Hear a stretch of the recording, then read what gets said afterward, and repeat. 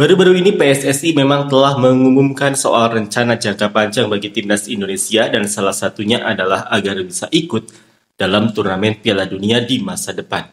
Langkah ini diambil sebagai bukti keseriusan PSSI dalam memajukan persepakbolaan Indonesia apalagi setelah mereka sekarang diisi oleh para pelatih dan asisten pelatih yang bukan kaleng-kaleng.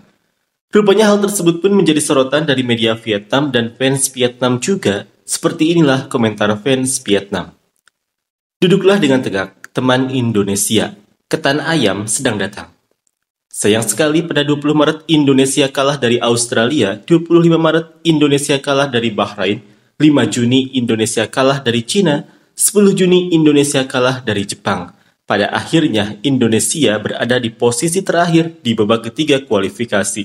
Silahkan teman-teman Indonesia masuk untuk membantah. Indonesia bangga dengan asal-usul campuran Belanda mereka.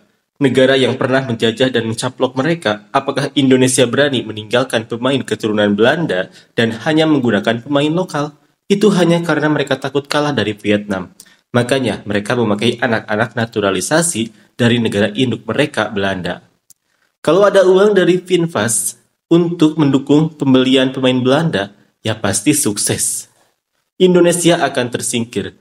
Kluivert akan dipecat. Belanda 2.0 harus duduk di rumah menonton televisi. Hanya Belanda asli yang bermain di Piala Dunia. Di sisi lain, Vietnam juga sedang bermimpi untuk menembus Piala Dunia apalagi setelah adanya kabar jika FIFA akan terus menambah jumlah pesertanya. Seperti inilah komentar fans Vietnam. Piala Dunia dengan 32 tim itu agak sedikit. Jadi banyak tim kuat tidak bisa ikut. Mulai Piala Dunia 2026 naik menjadi 48 tim itu pas. Semakin banyak tim yang ikut di semua level turnamen dari Piala Dunia hingga Euro atau di level klub seperti Liga Champions UEFA dan Liga Eropa, semakin membosankan karena perbedaan kualitas antara tim kuat dan tim lemah. Kualitas turnamen menurun. Pertandingan jadi berat sebelah dengan skor 5-0, 10-0 atau bahkan 15-0. Lalu masih adakah penonton yang mau mendukung? Itulah sebabnya Perez berjuang bersama klub-klub kuat untuk memisahkan diri dari Liga Champions UEFA dan membentuk liga eksklusif dengan 8 atau 10 klub terkuat di dunia. Kalau naik jadi 100 tim, masih ada peluang. Peringkat FIFA naik turun terus. Kalau tidak, setidaknya Asia Tenggara bisa dapat 4 slot juga. Dulu dapat nilai 10 itu suatu kebanggaan, tapi sekarang ya ampun, semua ikut les tambahan. Jadi nilai 10 bertebaran di mana-mana. Saat itu Piala Dunia tidak akan menarik lagi. Ada pertandingan dengan taruhan 10-15 gol. Kalau begitu seluruh dunia akan menonton Piala Dunia dengan Vietnam melawan Laos. Menurut saya 48 adalah jumlah yang paling ideal. Jika ditambah lagi malah jadi membosankan, sedangkan 32 itu terlalu sedikit. Baru 48 tim saja, bagaimana cara mainnya kalau langsung naik jadi 64? Mungkin baru bisa ditambah pada tahun 2050.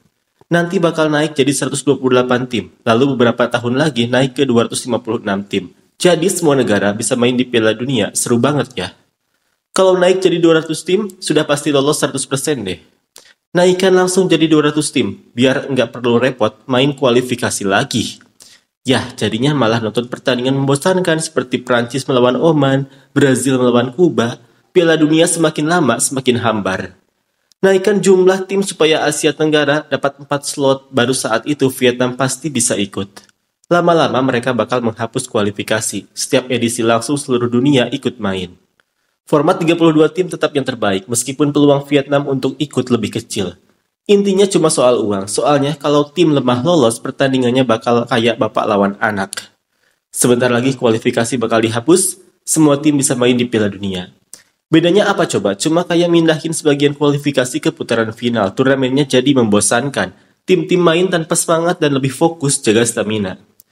Mungkin pada Piala Dunia 2050 bakal naik jadi 128 tim. Jadi Laos atau Kamboja masih harus bersaing. Tapi Vietnam sudah pasti lolos. Vietnam masuk grup Z bareng Siprus, Kuba, dan Madagaskar. Sejak Piala Dunia 1998, dengan 32 tim dan 8 grup, formatnya sudah pas. Kalau terlalu banyak tim, bakal banyak pertandingan dengan perbedaan level yang terlalu jauh, jadi kurang seru. Gimana kalau semua tim diizinkan ikut, setidaknya peringkat 100 besar bisa lolos, biar sekali saja ngerasain atmosfernya. Dan semua panci, wajan, serta peralatan dapur di negeri ini bakal berterbangan. Dan yang paling bahagia akhirnya adalah ibu pemulung.